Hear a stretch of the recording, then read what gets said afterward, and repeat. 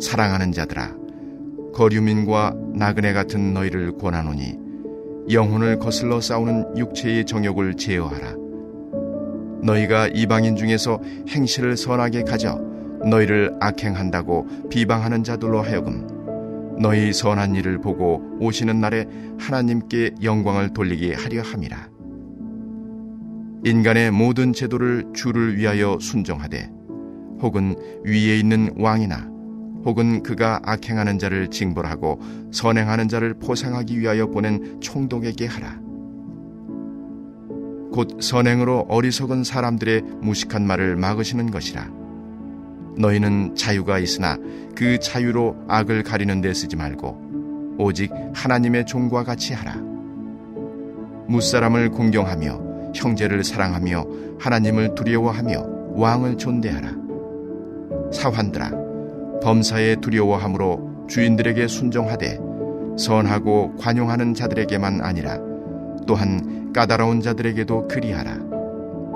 부당하게 고난을 받아도 하나님을 생각함으로 슬픔을 참으면 이는 아름다우나 죄가 있어 매를 맞고 참으면 무슨 칭찬이 있으리요. 그러나 선을 행함으로 고난을 받고 참으면 이는 하나님 앞에 아름다우니라. 이를 위하여 너희가 부르심을 받았으니 그리스도도 너희를 위하여 고난을 받으사 너희에게 본을 끼쳐 그 자취를 따라오게 하려 하셨느니라. 그는 죄를 범하지 아니하시고 그 입에 거짓도 없으시며 욕을 당하시되 맞대어 욕하지 아니하시고 고난을 당하시되 위협하지 아니하시고 오직 공의로 심판하시는 이에게 부탁하시며 친히 나무에 달려 그 몸으로 우리 죄를 담당하셨으니 이는 우리로 죄에 대하여 죽고 의에 대하여 살게 하려 하심이라. 그가 채찍에 맞음으로 너희는 나음을 얻었나니 너희가 전에는 양과 같이 길을 잃었더니 이제는 너희 영혼의 목자와 감독 되신 이에게 돌아왔느니라. 아멘. 할렐루야. 오늘도 예배드리는 심령마다 하나님의 사랑과 은혜가 가득하시기를 축복합니다. 어제 본문에서 베드로는 성도들이 하나님 안에서 새로운 존재가 되었음을 선언합니다. 우리가 하나님을 알기 전에는 어둠과 죄 가운데 살았습니다. 그러나 하나님께서 우리를 그 어두운 데서 불러내어 이제는 택하신 족속으로 왕같은 제사장으로 거룩한 나라로 빛 가운데 살아가게 하셨습니다. 오늘 본문은 새로운 존재가 된 성도들이 우리의 삶 속에서 어떠한 모습으로 살아가야 할지를 말씀해 주고 있습니다. 11절 말씀을 보면 성도들은 거류민과 나그네와 같이 살아가야 된다라고 말씀합니다. 여기서 나그네라는 말은 고대 사회에서 시민권이 없이 살아가는 외국인을 지칭했던 법정 용어입니다. 즉, 성도들이 이 땅을 살아가고 있지만 진짜 시민권은 이 땅이 아니라 하늘에 있다는 것을 의미하는 것입니다. 그러므로 우리 성도들은 이 땅에서 살아가고 있지만 하늘에 속한 자의 태도와 모습으로 살아가야 합니다. 그리고 그에 합당한 모습으로 육체의 정욕을 제어하라 라고 베드로는 강권하고 있습니다. 여러분, 우리는 하늘에 속한 자이기에 거룩하신 우리 아버지 하나님을 본받아야 합니다. 그러나 우리에게 있는 문제는 우리가 하나님의 자녀가 되었지만 여전히 우리 안에 죄의 본성이 있고 오염된 욕망이 있다는 거예요. 그리고 우리가 살아가는 이 땅에는 많은 죄의 유혹들이 있습니다. 이 모든 것들은 우리가 하나님의 뜻을 따라 살지 못하도록 방해하고 옛사람으로 돌아가도록 계속 유혹하고 있습니다. 그래서 오늘 본문을 보면 육체의 정욕을 제어하라 라는 권면 앞에 영혼을 거슬려 싸우는 이라는 말이 함께 붙어 있습니다. 여기서 싸우다 라는 말은 전쟁을 일으키다 라는 의미가 있습니다. 이 영혼과 육체와의 싸움은 단순히 거스르는 정도가 아니라 큰 전쟁이라는 말입니다. 결코 쉽지 않다는 뜻이죠. 그리고 육체의 정욕을 제어하라 라고 할 때 이 제어하라 라는 말의 원어는 반복해서 행하라 라는 의미가 있습니다. 육체의 정욕과의 싸움은 한 번으로 끝나는 것이 아니라 반복적으로 이루어지는 것을 말씀해 줍니다. 그렇다면 우리는 어떻게 해야 베드로가 권면한 것처럼 육체의 정욕을 제어할 수 있을까요? 그것은 거룩하신 하나님께 우리의 마음과 우리의 생각을 집중하는 것입니다. 여러분, 누군가 우리에게 빨간색을 생각하지 말라고 말하는 순간 우리는 빨간색을 떠올리게 됩니다. 여기서 우리가 빨간색을 생각하지 않는 방법은 파란색을 생각하는 것입니다. 이처럼 우리가 추한 욕망에서 벗어나 육체의 정욕을 이기는 길은 나의 나약함과 죄의 유혹에 집중하지 말고 전능하신 하나님을 바라보는 것입니다.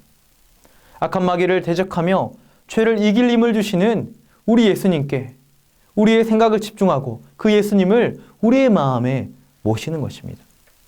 그럴 때 우리는 육체의 정욕을 제어하며 영적 승리를 경험할 수가 있습니다.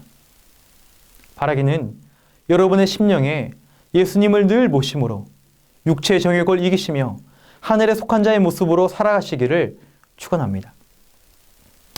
두 번째로 베드로가 권면하는 성도의 모습은 선한 행실로 하나님께 영광을 돌리라 라고 합니다. 구체적으로 주님을 위해서 다른 사람을 존중할 것을 말씀합니다. 먼저 13절에 있는 것처럼 인간 지도자들에게 순종해야 합니다.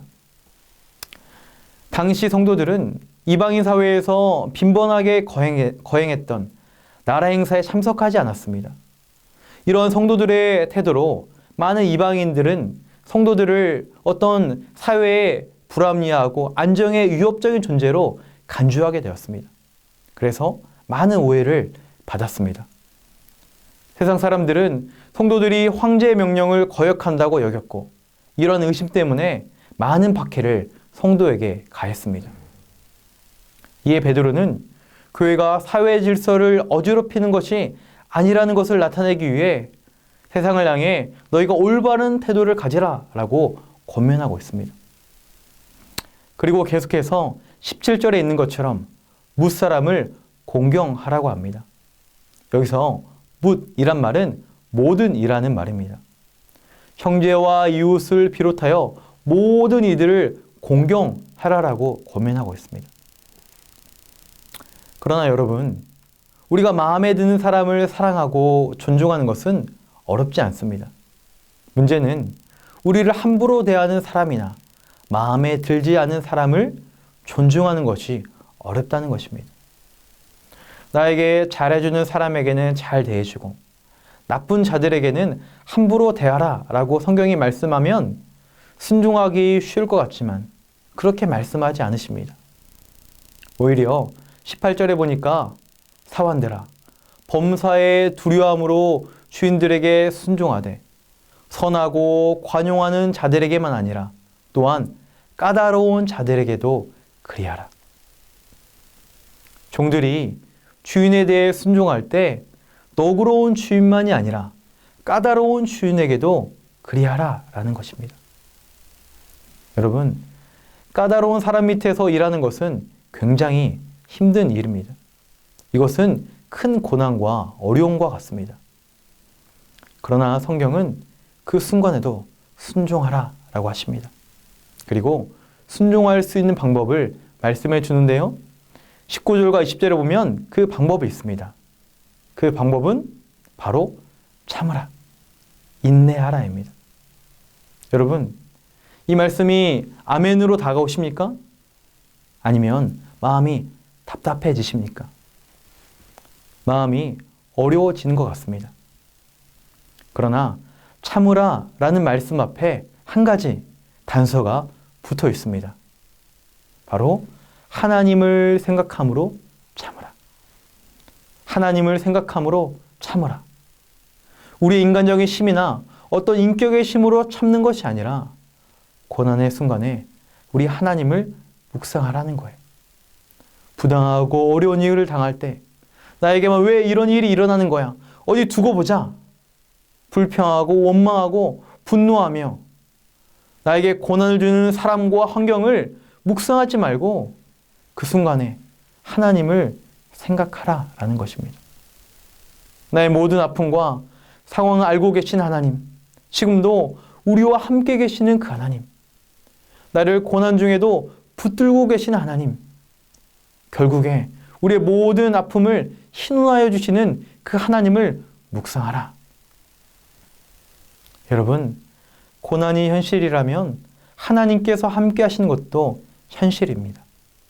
고난보다 더 크신 하나님, 그 하나님을 생각하면 우리가 버틸 수가 있다라는 것입니다. 그리고 이렇게 하나님을 생각함으로 참는 고난을 성경은 아름답다라고 말씀하고 있어요. 오늘 본문에 2번이나 말씀합니다. 그리고 우리에게 이런 고난을 참으시고 이런 인내의 모범을 보여주신 분을 계속해서 소개하고 있습니다. 그분은 누구십니까? 바로 예수님이십니다. 22절부터 24절까지 예수님이 가신 길을 설명하고 있습니다. 22절부터 보면 그는 죄를 범하지 아니하시고 그 입에 거짓도 없으시며 욕을 당하시되 맞대어 욕하지 아니하시고 고난을 당하시되 위협하지 아니하시고 오직 공의로 심판하신 이에게 부탁하시며 친히 나무에 달려 그 몸으로 우리 죄를 담당하셨으니 죄 없으신 예수님께서 우리의 잘못 때문에 욕을 당하셨습니다. 수치와 고난의 십자가를 우리 때문에 지셨습니다. 그러나 예수님은 아무런 말씀도 하지 않으시고 그 모든 것을 하나님께 맡기셨습니다. 그 결과 어떤 일이 일어났습니까? 25절의 말씀, 너희가 전에는 양과 같이 길을 잃었더니 이제는 너희 영혼의 목자와 감독 되신 이에게 돌아왔느니라. 할렐루야. 예수님께서 그 고난의 길을 가심으로 결국 우리를 살리셨습니다. 주님이 고난을 당하심으로 방황했던 우리가 영생의 길을 걷게 되었습니다. 고난이 아름답게 되었어요. 여러분, 성경은 동일하게도 우리에게 말씀합니다. 너희도 예수님처럼 그 고난의 길을 참고 가라 하십니다. 죄 많고 어지러운 이 세상이지만 하나님을 생각하며 예수님처럼 인내하며 가라 하십니다. 그럴 때 우리에게도 예수님처럼 나타나는 결과가 있습니다. 12절의 말씀을 봅니다. 너희를 악행한다고 비방하는 자들로 하여금 너희의 선한 일을 보고 오시는 날에 하나님께 영광을 돌리게 하려 함이라. 우리에게 다가오는 부당한 고난을 예수님처럼 견디고 올바르게 나아가면 주님이 우리를 살리신 것처럼 우리를 통해 세상 사람들이 하나님께 영광을 돌리고 주님께로 돌아온다라고 하십니다. 사랑하는 성도 여러분, 우리가 이 사실을 기억하며 예수님처럼 나아가시기를 소망합니다. 이 길은 쉽지 않을 수 있습니다. 그러기에 우리는 성령님의 도우심을 간구해야 합니다. 바라기는 이 시간 우리가 우리 주님을 깊이 묵상하시며 예수님의 성품과 하나님의 능력이 여러분 안에 있기를 소망합니다. 그리하여 선으로 악을 이기시고 하늘에 속한 자로 살아가시기를 우리 예수님의 이름으로 간절히 축원합니다. 말씀을 기억하며 함께 기도하기를 원합니다. 육체의 정욕을 이기도록 예수님만을 바라보게 하옵소서. 예수님처럼 인내하며 고난의 길을 걸어가게 하옵소서.